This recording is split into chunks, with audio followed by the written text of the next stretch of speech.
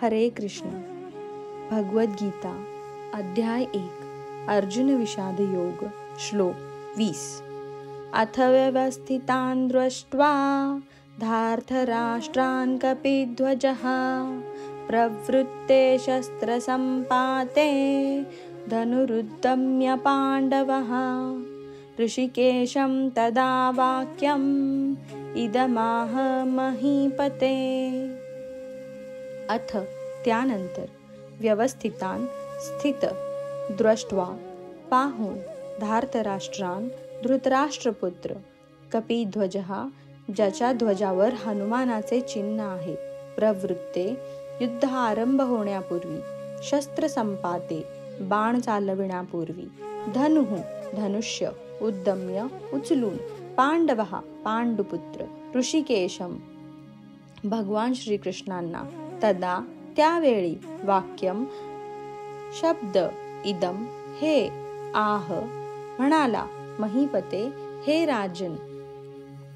हनुमानाचे चिन्ह असलेल्या ध्वजाच्या रथावर आरूढ असलेला पांडुपुत्र अर्जुन त्यावेळी धनुष्य हाती घेऊन बाण सोडण्यास सज्ज झाला.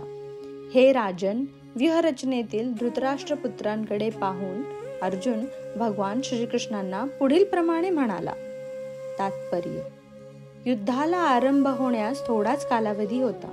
वरील कथनावरून समजून येते की युद्धभूमीवर प्रत्यक्ष भगवान श्रीकृष्णांद्वारे मार्गदर्शित पांडव सेनेची अनपेक्षित व्यूहरचना पाहून धृतराष्ट्रपुत्र किंचित निराश झाले होते. अर्जुनाच्या ध्वजावरील हनुमानाचे चिन्ह हे विजयाचे आणखी एक लक्षण आहे. कारण राम आणि रावण युद्धामध्ये हनुमानाने प्रभू श्रीरामचंद्रांना सहाय्य केले होते. आता राम आणि हनुमान दोघेही अर्जुनाला सहाय्य करण्यासाठी त्याच्या रथावर आरूढ होते.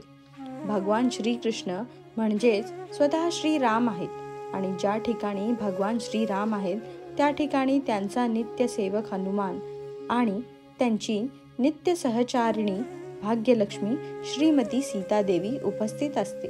म्हणून कोणत्याही शत्रूकडून अर्जुनाला भयभीत होण्याचे कारणच नव्हते. आणि सर्वात मुख्य गोष्ट म्हणजे इंद्रियांचे स्वामी स्वतः भगवान श्रीकृष्ण त्याला मार्गदर्शन करण्यासाठी उपस्थित होते. याप्रमाणे अर्जुनाला युद्ध करण्यासाठी हितकारक मार्गदर्शन प्राप्त होते आणि भगवंतांनी निर्माण केलेल्या अशा आशादायक परिस्थितीमुळे युद्धामध्ये त्याचा विजय निश्चित होता. हरे कृष्ण.